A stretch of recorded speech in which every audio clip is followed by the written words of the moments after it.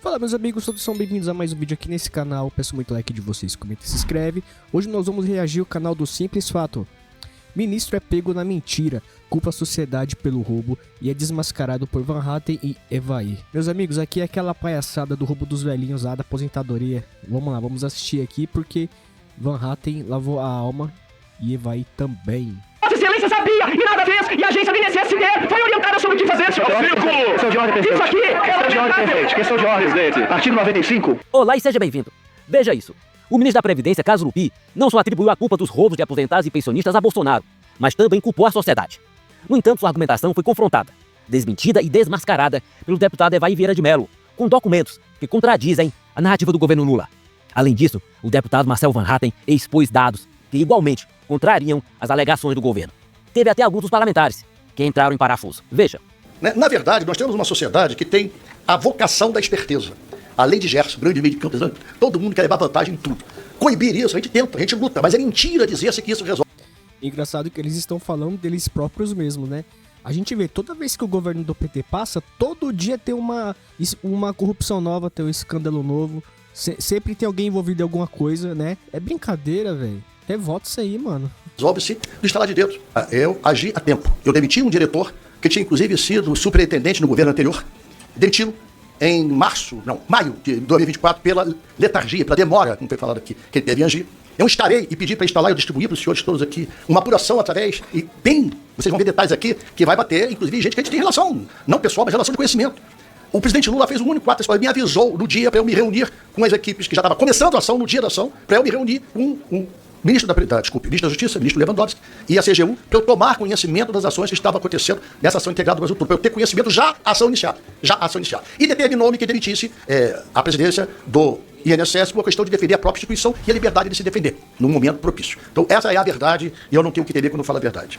Me estranha a forma serena com que o senhor trata da gravidade desse tema, tendo em vista a data que o senhor teve conhecimento desses descontos irregulares. Eu tive de minha ação, no dia 7 de março de 2023, eu notifiquei o gabinete de Vossa Excelência quanto a esses descontos irregulares. Vou repetir, requerimento 407/2023, datado de 7 de março de 2023, às 18 horas e 20 minutos. Eu tenho 28 notificações à Polícia Federal, à Controladoria Geral da União, à Advocacia Geral da União, ao gabinete de Vossa Excelência. Agora é estranho, né? Se o cara sabia, não fez nada, não tem coisa estranha aí, meus amigos. Coloquem nos comentários, quero ver a opinião de vocês. Quantos a esses descontos desautorizados. Não tive, de Vossa Excelência, seu gabinete, nenhuma manifestação de resposta contra as provocações que foram feitas de formas oficiais. Isso de março de 23. Abril de 23, o senhor esteve na Comissão de Fiscalização e Controle, presidida pela colega parlamentar Bia Kicis. Eu era o autor da convocação de Vossa Excelência, que transformamos em convite da forma gentil, que se apresentou. E durante essa audiência, que está registrada nessa casa, abril de 23, eu fiz de forma pública, por quase 3 minutos, as exposições de motivos sobre esse tema, colocando naquela época o conhecimento que nós já tínhamos desses descontos autorizados. E eu relatava ali que foi um agricultor do município de Santa Maria de Jetibá, que nas minhas andanças pelo estado me procurou, mostrou o seu extrato, daí a nossa indignação.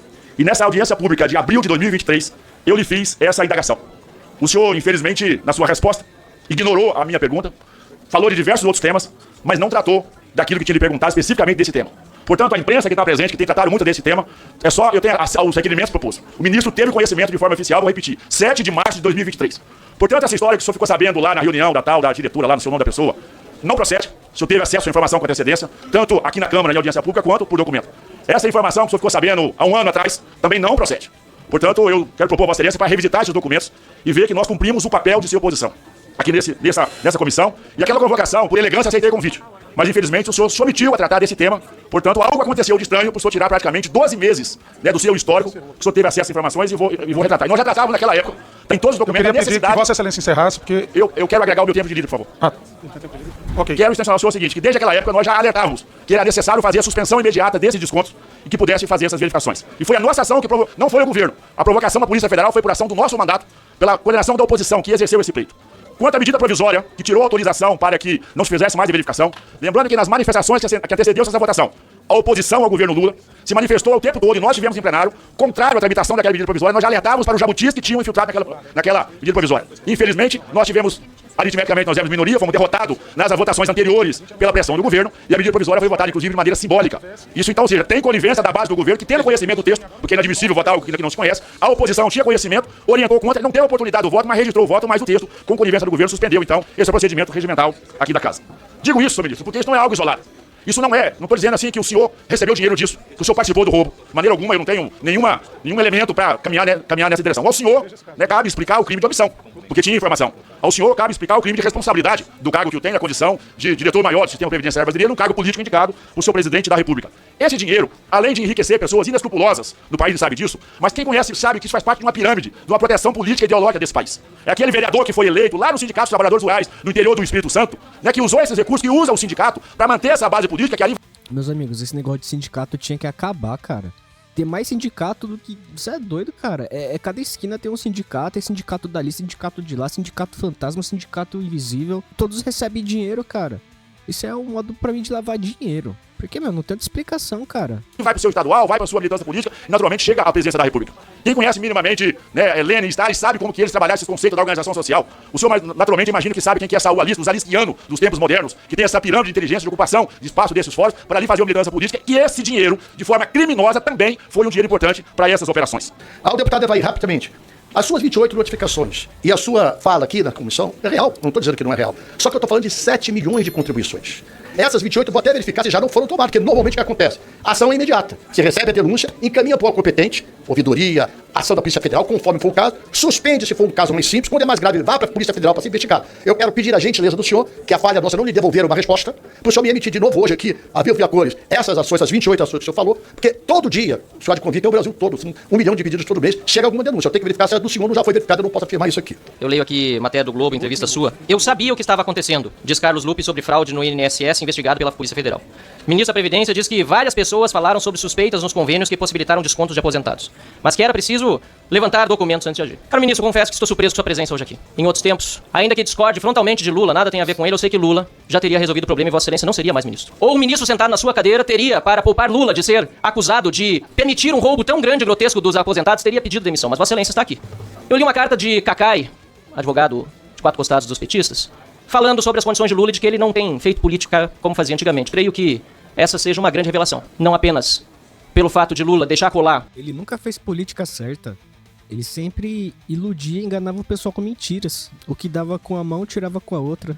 É assim. Esse roubo dos aposentados em si, como do próprio ministro do seu governo, está sentado aqui diante da Câmara dos Deputados, no plenário, com todas as revelações já feitas e o escândalo vindo à tona, demonstrando que não tem nada a ver com o que aconteceu no passado. A narrativa que você está se fazendo aqui é de que sempre se roubou no INSS. Isso não sabemos. Aliás, quando eu nasci, poucos anos depois, eu via no Jornal Nacional a Georgina e tantos outros escândalos ao longo do tempo.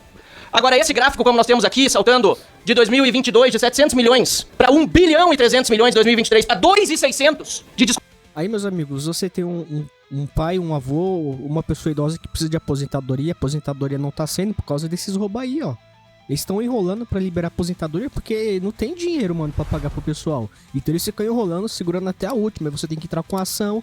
Eu sei porque meu pai tá pra aposentar, já passou do tempo e tem essa enrolação.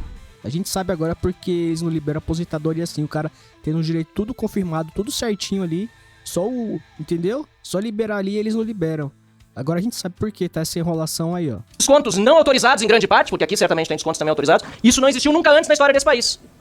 Essa roubalheira sob o governo do PT, na pasta que Vossa Excelência administra hoje, é inédita, desse tamanho. É absurda. Não que outras fraudes não fossem. Todas são e todas devem ser fiscalizadas. Mas Vossa Excelência disse aqui, inclusive, que lá pelas tantas demitiu o diretor seu, que foi superintendente no governo passado, mas não disse o nome do André Fidelis, diretor do Dirben, que depois, olha só, vem integrar uma diretoria de um sindicato que aproveitou justamente essa roubalheira. Eu quero reforçar as perguntas da deputada Adriana Ventura, porque ela pergunta aqui muito pertinentemente sobre as devoluções que o governo diz que vai fazer. Como fará, se vai fazer mesmo? Primeiro, quem tem que devolver é quem roubou. Quem vai pagar isso aqui é a gente, contribuinte. Você acha que esses caras aí que roubou vai pagar? Eu duvido, quem vai pagar é a gente, galera. Mas imposto aí. Já não basta aquele negócio da luz grátis que eles estavam querendo fazer. Se vão fazer, eu não sei se ainda vão fazer. Você acha que quem vai pagar? É a gente, cara. Os trouxa. Não o povo paga 2 vezes. Segundo, 6 bilhões eu quero saber de onde vai tirar. Terceiro, isso é só do mês passado, pelo que eu tô sabendo. Eu quero saber de todos os meses. A fila do INSS, que hoje de 2 milhões, de novo, nunca antes na história do país tão grande, vai aumentar ainda mais, porque vão ter que lidar com os efeitos da roubalheira na burocracia do INSS. Vai aumentar a fila ainda mais, ministro. Ministro, é tanto descalabro, é tanto problema. A gente vê que aumentou também o valor do desconto médio, desde que o senhor assumiu, de R$ 79,00. Desde que Lula é presidente, os aposentados têm um desconto médio de R$ 79,00 para mais de R$ 200,00 por mês. Isso estava debaixo do seu nariz e o senhor sabia. E o senhor segue sentado nessa cadeira. Eu, sinceramente, repito que confesso não ter imaginado que Vossa Excelência estaria aqui sentado, nem que Lula deixaria colar o roubo dos aposentados em si. Caros colegas parlamentares, está aqui ao meu lado a Dona Eximar. Dona Eximar, ela sofre de câncer da tireoide. Foi submetida a uma cirurgia no intestino.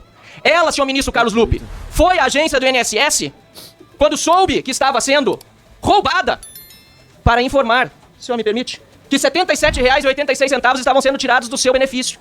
E lhe disseram simplesmente que essa era uma entidade de São Paulo, ou seja, nenhum serviço prestado para ela aqui, e que não haveria o que fazer. Dona Eximar, ela é uma de, estima-se o ministério, 6 milhões de vítimas. Dona Eximar, agora cometi até, eu peço... Imagina, meus amigos, essa senhora com câncer. Imagine os outros tantos velhinhos com vários problemas de saúde que não tem família, que depende de uma aposentadoria de um salário mínimo com desconto, cara. Paga aluguel, compra remédio, tem que se alimentar com o salário mínimo de hoje, cara. É tipo, mano, é impossível quase, cara. Você tem que sacrificar uma coisa pra ter a outra. Se fosse um país que tivesse justiça de verdade, esses caras já estariam tudo preso e ainda, galera, ia levar o trezinho deles, quem tá atrás deles, porque não é só um que tá envolvido não, tem um monte. Peço desculpa, até pra fechar aqui os dados dela, o valor que ela recebe em torno de R$3 mil, mais de 70, quase 80 por mês. Faz falta ou não faz, dona Eximar? Não consigo nem comprar meus remédios. Não consegue pagar os remédios, senhor presidente. Tava dizendo que tem dificuldade pra comer. Eu tô falando. E o ministro Carlos Lupe vem aqui dizer que essa roubalheira sempre existiu, que é culpa do governo passado. Não. Dessa monta, dessa forma e sem a supervisão, sabendo que tinha problema. Nunca aconteceu, ministro Carlos Lupe, na história desse país. E tá aqui a dona Eximar, que foi reclamar já há quase 2 anos. E Vossa Excelência sabia e nada fez. E a agência do INSS sequer foi orientada sobre o que fazer, senhor. Questão de ordem, presidente. Isso aqui Questão de ordem, presidente. Questão de ordem. Artigo 95. Artigo 95, porque o deputado tem dito que o ministro sabia e nada fez, o ministro já mostrou o oposto, que está investigando a situação, pediu para que investigasse, e além disso, quer um decoro parlamentar, porque o artigo prevê respeito às autoridades que aqui estão. Então peço, por favor, que leve em consideração o artigo 95. Eu peço esclarecimento sobre qual foi o meu desrespeito, senhor presidente. O desrespeito quando o senhor... Vamos evitar. Vossa Excelência, em breve. Eu quero saber quem aqui desrespeitou se não foi aquele que me interrompeu. Tá vendo? Você não pode nem falar a verdade, cara. Você não tá nem atacando, você tá reivindicando um direito de um cidadão. E isso aí é ataque. É brincadeira um negócio desse? Eu estava concluindo o raciocínio. Aquele não, aquela. O senhor me respeite, é aquela. O senhor me respeite. Foi Vossa Excelência, é aquela. aqui a primeira pessoa, o primeiro deputado, não foi? Deputada Duda, Vossa Excelência Não vai ter foi. oportunidade. Pediria que o deputado Marcel conclua. E aí depois o ministro... Eu peço que reponha o tempo, presidente, porque aqui eu fui interrompido por diversos Não, mas parlamentares. antes, precisa voltar ao que foi interrompido. Por diversos parlamentares. E eu estava apenas fazendo aqui Presidente, a minha manifestação. Tá congelado, o tempo tá congelado. Pode descongelar o tempo. Senhor presidente, como dói a realidade, né? Como dói ver aqui a dona Eximar ao meu lado. Agora dói muito mais pra ela, presidente. R$80 fazem falta pra ela. 6 milhões de pessoas. E nós estamos vendo aqui um ministro deixando colar, inclusive no Lula, essa roubalheira feita nos idosos, nos aposentados, nos deficientes físicos, em todos os beneficiários do INSS no Brasil.